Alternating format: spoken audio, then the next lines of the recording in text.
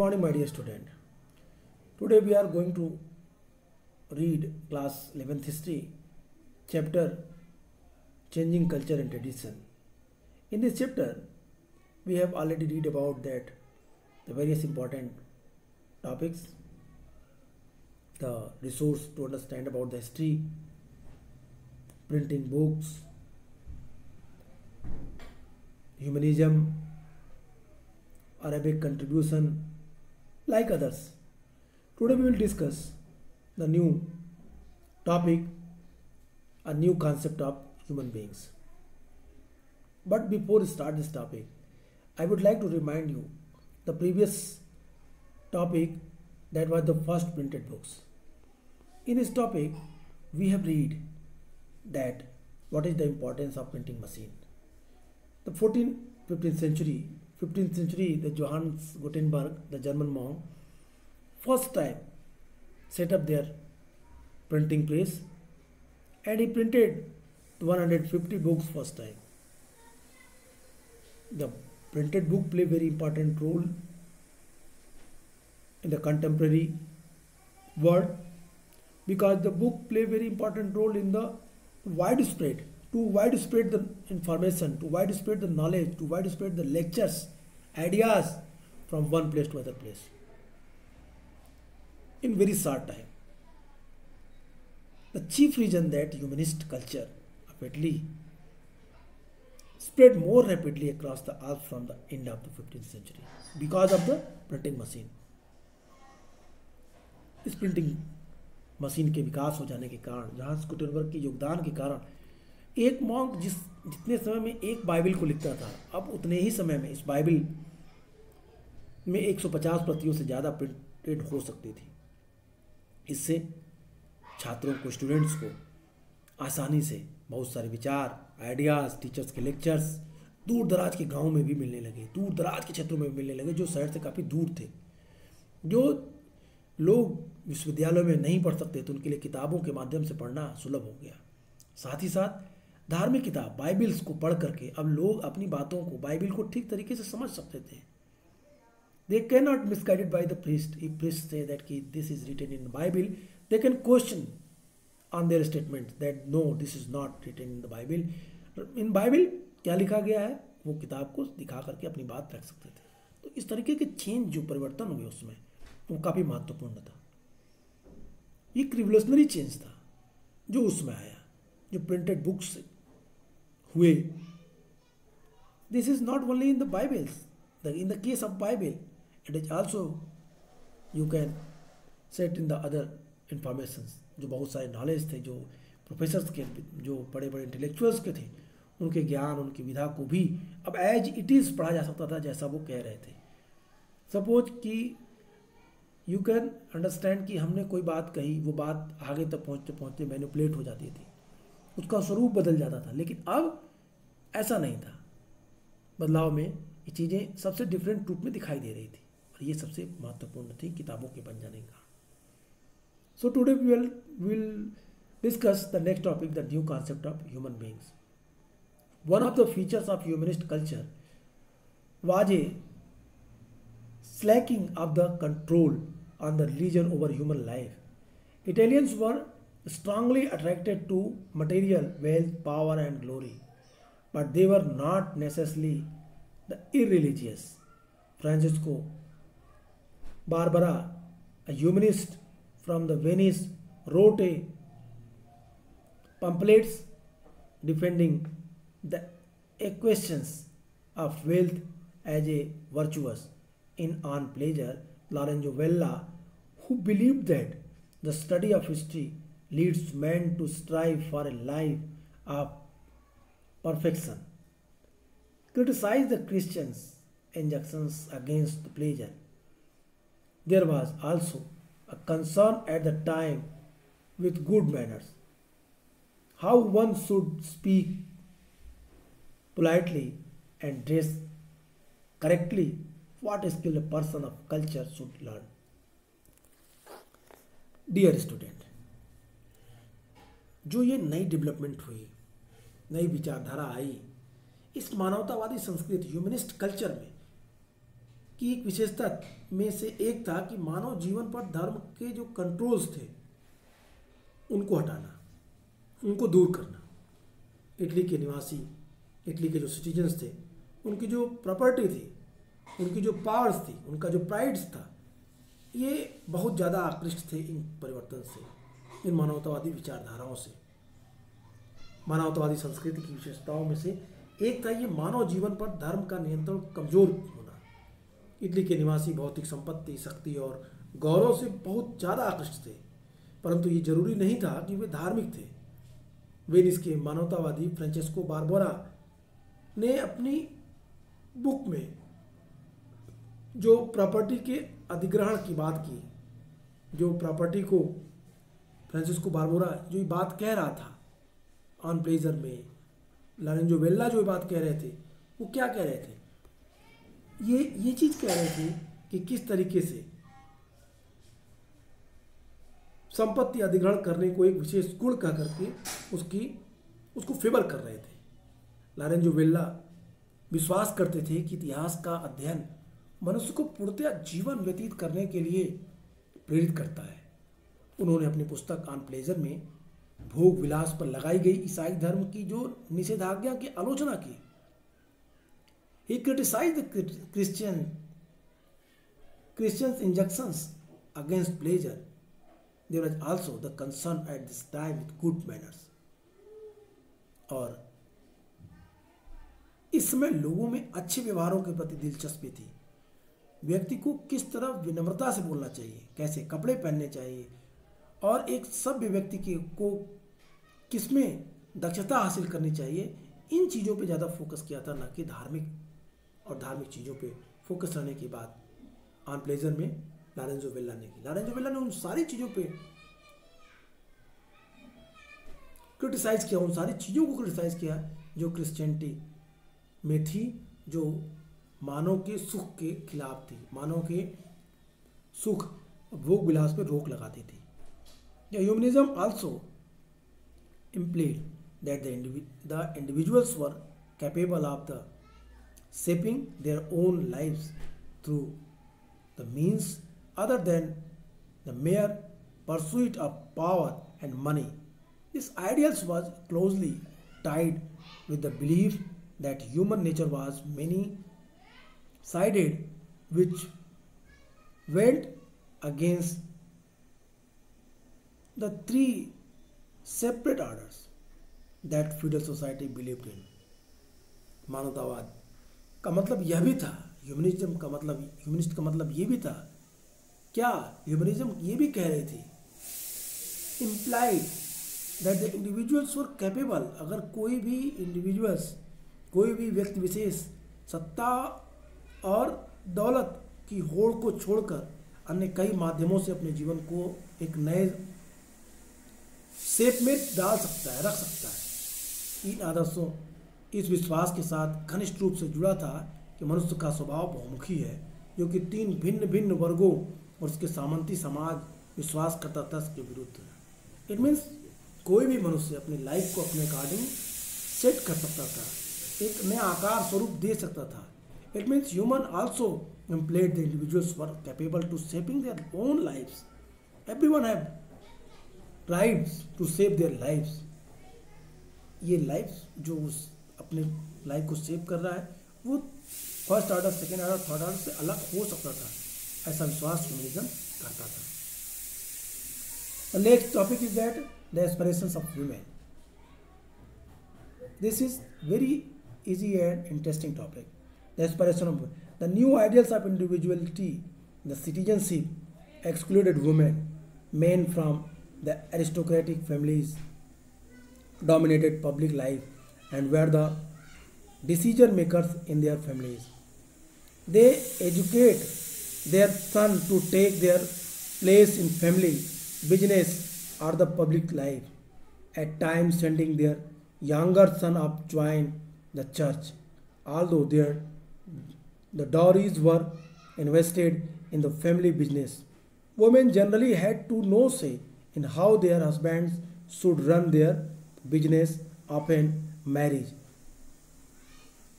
were intended to strengthen business alliance.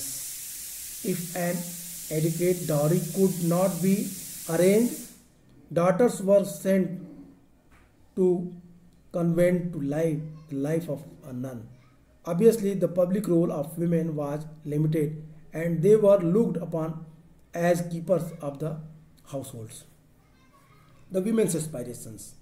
Women's aspirations, the individuality और जो citizenship नागरिकता के नए विचारों से महिलाओं को दूर रखा गया। जो सोशल लाइफ थी, सार्वजनिक जीवन था, में अभिजात और संपन्न परिवार के पुरुषों का प्रभुत्व था। घर परिवार के मामलों में भी वे निर्णय लेते थे। It means the society was man dominated society. Every rights have man. वो सारे डिसीजन लेने का अधिकार आदमी के ही पास था। इस समय लोग अपने लड़कों को ही शिक्षा देते थे, जिसमें उनके बाद वे उनके खानदानी पेशे से जीवन की आम जिम्मेदारियों को उठा सकें। कभी कभी वे अपने छोटे लड़कों को धार्मिक कार्य के लिए चर्च को सौंप देते थे। यद्यपि विवाह में प्राप्त महिलाओं के दहेज को वे अपने पारिवारिक कारोबार में लगा देते थे, तथापि महिलाओं को यह अधिकार नहीं था कि वे अपने पति को कारोबार चलाने के बारे में कोई राय दें। प्रायः जो वीमेन्स थी वे अपने हस्बैंड को कभी भी एडवाइस नहीं करती थी कि वो किस तरीके से अपना बिजनेस चलाए या अपना बिजनेस ना चलाए। यद्यपि महिलाओं को यह अधिकार नहीं था कि वे पति के कारोबार को चलाने के बारे में कोई राय दें। प्रायः कारोबारी जो मैत्री को सुदृढ़ करने के लिए दो परिवारों में आपस में विवाह संबंध होते थे। अगर पर्याप्त दहेज का प्रबंध नहीं हो पाता था तो शादीशुदा लड़कियों को ईसाई मठों में भिक्षुणी नन का जीवन बिताने के लिए भेज दिया जाता था। आमतौर पर सार्वजनिक जीवन में महिलाओं की भागीदारी बहुत सीमित थी और उन्हें घर परिवार को चलाने वाले के रूप में ही देखा जाता था। इट मीन्स वीमेंस के लिए कई सारे रिस्ट्रिक्शंस थी यूरोपियन सोसाइटी में। वीमेंस अगर it means if the bridegroom's fathers have no wealth to give dowry, वो क्या करनी पड़ेगी, उनको नन के रूप में भेज दिया जाता था। नन के रूप में काम करने के लिए मजबूर होना पड़ता था। इस तरीके से सोसाइटी में फीमेल का कंट्रीब्यूशन कम था, मेल का कंट्रीब्यूशन ज़्यादा था। My dear student, the topic aspiration of women, we have discuss the condition of women during 14th to 17th century in European society. We have read here that the women's condition that was not so good during that time, they was fully depend on the men and the society that was men dominant society. Every rights have men, women's only the secondary part of their family, but some condition that was different in the merchants family. The position of women in the families of the merchants, however, was somewhat different. Shopkeepers were very often assisted by their views in running the shop. The families of merchants and bankers' wives looked after the business when the male members were away on work. In the merchant family, there were some rights for women when the master of their family, it means men, they out of their house for the business purpose. Then its wholesale authority have in hand of women's. Women's look after the business. Women's look after their houses. And here the condition that was changed in the general families. We have also discussed about the women's conditions, where we have seen कि दो परिवारों के बीच की शादियाँ इस तरह होती थीं कि व्यापारिक रिश्ते डेवलप, दोनों के बीच व्यापारिक संबंध बने। इन चीज़ों के आधार पर भी शादियाँ होती थीं। जो परिवार गरीब होते थे उनके परिवार की बच्चियाँ, it means the girls, church को दे दी जाती थी। इसी तरीके से बॉयज़ भी एल्डर सन को छोड़ के छोटे सन भी चर्च की सेवा में दे दिए जाते थे। वो कोई नन हो जाते थे, कोई मॉन्क्स बन जाते थे। लेकिन here the womens conditions gradually change, धीरे धीरे परिवर्तन आया।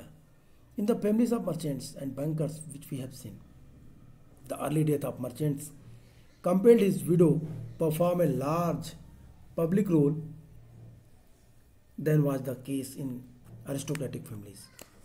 The early death of the merchants, अगर बात करें कि कम समय में यदि छोटे समय में यदि उनकी मृत्यु हो जाती थी मेल मेंबर्स की, तो उनकी पत्नी सार्वजनिक जीवन में बड़ी भूमिका निभाने के लिए बाध्य होती थी. So was compelled to play very important role in the common life. It is very important. यहीं से डेवलपमेंट फेज वुमेन्स कंडीशंस में हमें दिखाई देगी. A few womens were intellectually very creative and sensitive about the importance of the humanist education when through the study of letters, promises and offers on reward for women and no dignity, wrote the Ventian Cassandra, the feudal 1495 to 58. Every woman ought to seek and embrace these studies. She was one of the handful of women who questioned the idea that women were incapable of achieving the qualities of humanist scholars. Fidel was known for the achieving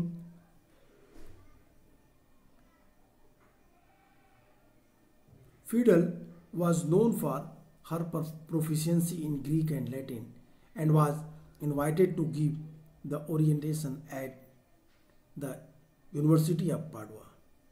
A few women were intellectually very creative and sensitive about the importance of humanist education.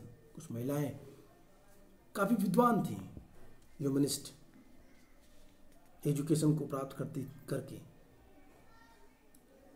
उस काल में कुछ बौद्धिक महिलाएं, कुछ विद्वान महिलाएं बहुत ही रचनात्मक और मानवतावादी शिक्षा की भूमिका के बारे में बेहद ही सेंसिटिव थी, संवेदनशील थी. वेनिस की निवासी कसांद्रा फेदेल ने लिखा है, Cassandra Fedele she wrote about क्या लिखती है? The Cassandra Fedele the womens of Venice, every women ought to seek and embrace these studies. सभी महिलाओं को, यद्यपि महिलाओं को शिक्षा न तो पुरस्कार देती न किसी सम्मान का आश्वासन, फिर भी प्रत्येक महिला को सभी प्रकार की शिक्षा प्राप्त करने की इच्छा रखनी चाहिए. Everyone should be curious to get many more education, even the education not give her any type of reward, any type of prize and any type of respect also. महिलाओं को कोई सम्मान नहीं मिलेगा शिक्षा ग्रहण करने से, ना ही कोई उनको पोस्ट मिलेगी, लेकिन फिर भी महिलाओं को शिक्षा ग्रहण करनी चाहिए. ये बात लिख रही थी उस समय की वेनिस की निवासी कसांद्रा Fidel.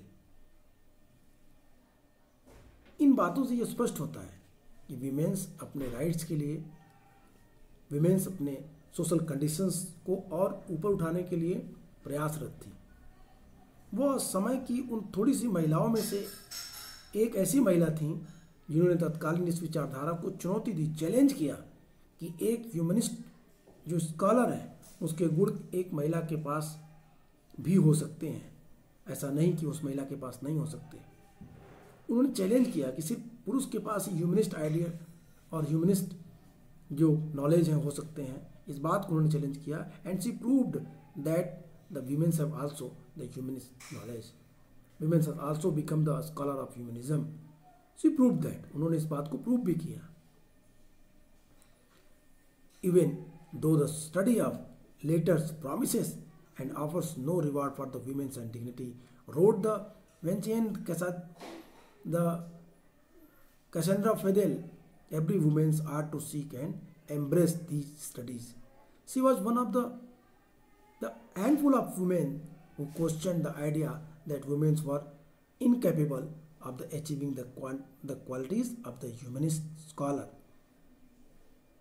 The Fidel was known for her proficiency in Greek and Latin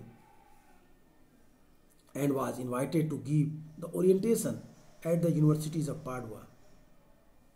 Fidel's writings bring into the focus of the general regard for the education in that age. She was one of the many Levantine women's writers who criticized the Republic for creating a highly limited definition of freedom that favored the desire of men over those of women. Another remarkable woman was the Mantua, the Marquess of Mantua, Isabel the East, 1474 to 1539। इस काल में एक और प्रतिभाशाली जो दूसरी महिला थी मांटुआ की मार्चेसा इसाबेल द इस्ते थी। उन्होंने अपने पति की अनुपस्थिति में अपने राज्य पर शासन किया। She ruled in the state while her husband was absent, and the court of Mantua, a small state, was famed for its intellectual brilliance। उनका छोटा साम्राज्य मांटुआ इसाबेल की बुद्धिमत्ता के कारण दूर दूर तक प्रसिद्ध हुआ। इस तरह से महिलाओं की जो रचनाएं थीं, फीमेल की जो रचनाएं थीं, उसको इस दृढ़ विश्वास के साथ पता चलता है कि उन्होंने पुरुष प्रधान समाज में अपनी पहचान बनाने के लिए अधिक आर्थिक स्वायत्तता, संपत्ति और शिक्षा मिलनी चाहिए। It means women's writings revealed the convictions that they should have the economic power, property, and education to achieve an identity in the world dominated by men. In the world dominated men, female have also right to enjoy their life, to become intellectual। उनकी पकड़ शिक्षा तक हो, ये बात भी सुनिश्चित की जाए। इसके लिए इस महिला विद्वानों ने ये प्रूफ किया, ये बताया कि she were also more capable than others. महिलाएं भी ज़्यादा कैपेबल हैं दूसरे की तुलना में। ये चीज़ें, ये बातें इस बात को प्रूव कर रही थी कि किस तरीके से डेवलपमेंट हो रहा था विमेंस कंडीशंस में 15th सेंचुरी में। दो नाम हमने लिए, हमने इसाबेल द इस्ते का नाम लिया, हम लोगों ने यहाँ नाम काउंट की कैसांद्रा फेदेल का। ये दोनों महिलाओं ने फीमेल कंडीशन को एक्सप्लेन करने के लिए काफ़ी अच्छा प्रयास किया। Their effort that was more admirable to improve the women condition during 15th century. They were not only proved that they were intellectual, but also impressed other कि वीमेंस भी इस तरीके के कार्य कर सकती हैं, उन्हें भी प्रमोट किया जाना चाहिए एजुकेशन के लिए, शिक्षा के लिए। That is the women condition during 14th century. I hope you can understand. You have to read this paragraph. I think this paragraph is very easy. Easily you can understand. दो नाम आप याद करिएगा. You have to learn two names. First Isabel Cassandra Fidel Cassandra Fidel Venice की जो थी, और second नाम जो है वो आप इसाबेल द इस्ते का नाम। इन दोनों वीमेंस की जो कंडीशंस हैं, जो इनके कंट्रीब्यूशंस हैं, उनको आप अगर शॉर्ट लिस्ट करेंगे तो आप इन चीज़ों को, इस पैराग्राफ को आसानी से समझ सकते हैं। Next topic, I think the debate within Christianity. This is the very important topic. In this topic you have to understand that debate played very important role in the Christianity. In this topic we also discuss about that the importance of the printed book, which gives us so many informations for the debates within Christianity. Trade and travel, military conquest and the diplomatic conquest link the Italian towns and courts with the world beyond. The new culture was admired and imitated by the educated and the wealthy. Very few of the new ideas filtered down to the ordinary man who, after all, could not read or write.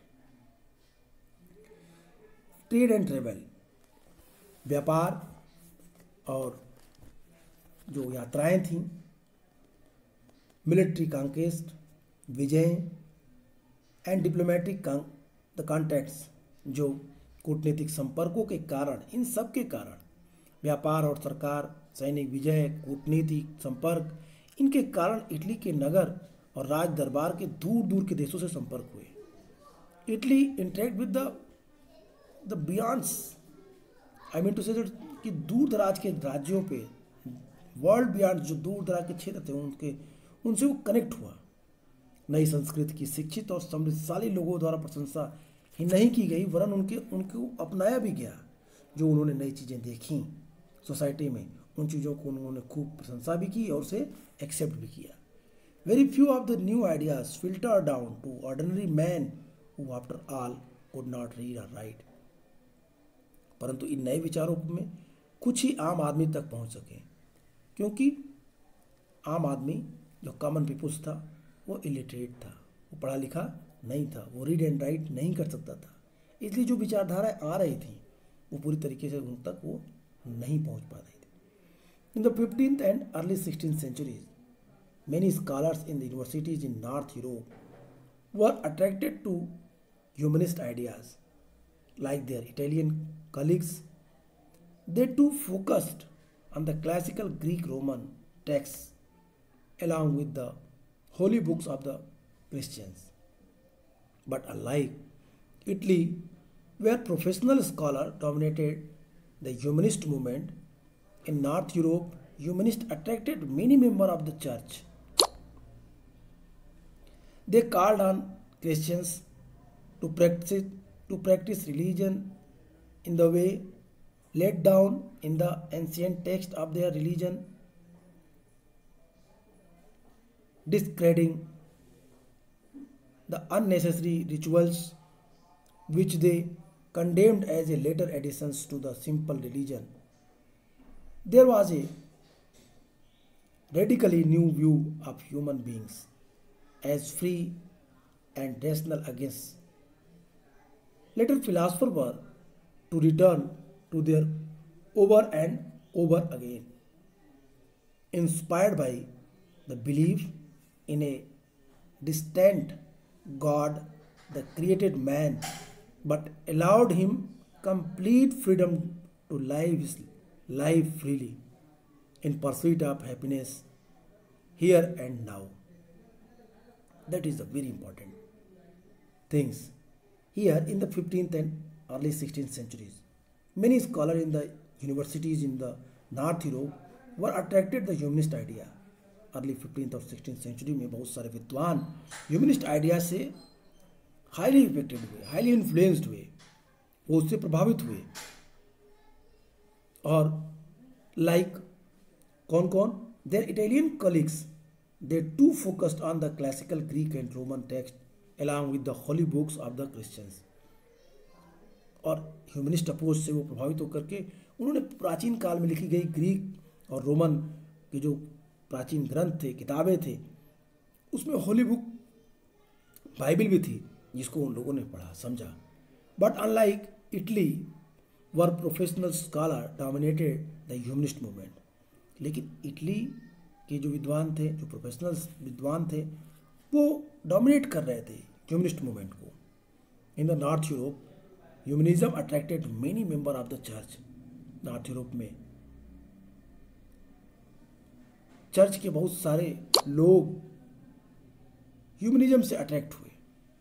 They called on Christians to practise religion in the way laid down in the ancient text of their religion, discarding the unnecessary rituals which they condemned as later additions to simple religion.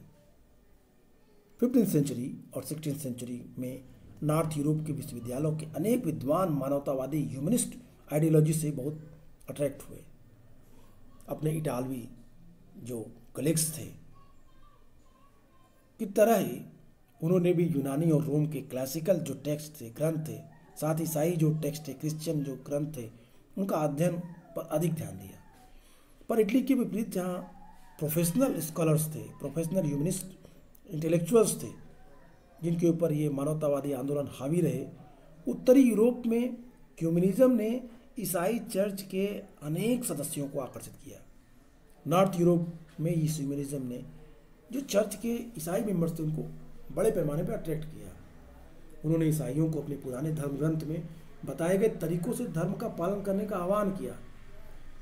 उन्होंने बताया कि जो कुछ Christianity में लिखी गई है पुराने ओल्ड टेक्स्ट में, you have to follow proper rules, don't change, don't manipulate. आप उस शब्दों को मैनिपुलेट मत करिए, आप प्रॉपरली उसी को फॉलो करिए जो एंशिएंट रोमन एंड ग्रीक जो क्रिश्चियंस बुक में लिखे गए। उत्तरी यूरोप, नॉर्थ यूरोप में जो इनका आह्वान था, उन्होंने ईसाइयों को अपने पुराने धर्म ग्रंथ के बताए गए तरीकों से धर्म का पालन करने के लिए बात कही, और साथ ही साथ ये आवश्यक जो रिचुअल प्रैक्टिसेस थे को छोड़ देने की बात कही। They requested they that you have to what you have to left all the ritual practices which was running on from the past, जो पहले से चली आ रही थी, उन सबको छोड़ देने की वो बात कर रहे थे। They called on Christian to practice religion in the way laid down in the ancient text in their religion, discarding the unnecessary rituals which they condemned as later addition to simple religion. Theirs was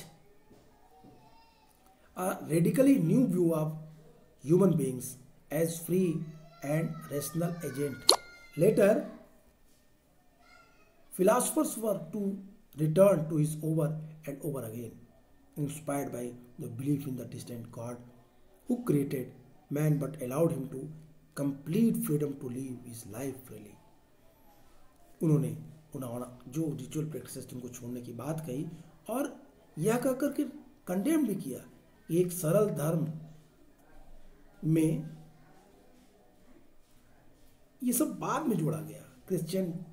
Christianity is a very good religion, but the various ritual practices क्या किया गया, उनके साथ join कर दिया गया। But ये शुरू से नहीं था, ये बहुत बाद में जोड़ा गया।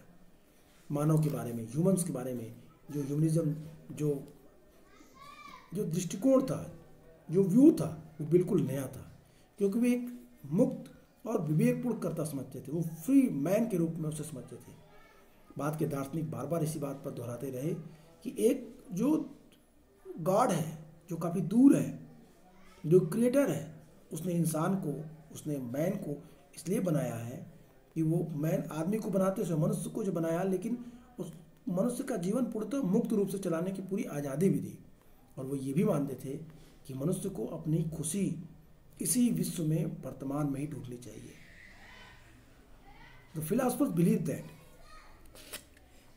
फिलोसफर इस बात विशेष ध्यान रखते थे। They inspired by the belief of the distant God who created man but allowed him the complete freedom to live his free life in the pursuit of the happiness here and now। अपने खुशी को उसको इसी दुनिया में ढूंढना है, यहीं पे ढूंढना है, इस बात की बातें वो करता था। तो आज के लिए इतना ही, नेक्स्ट क्लास में से फिर कंटिन्यू करेंगे। Goodbye and take care.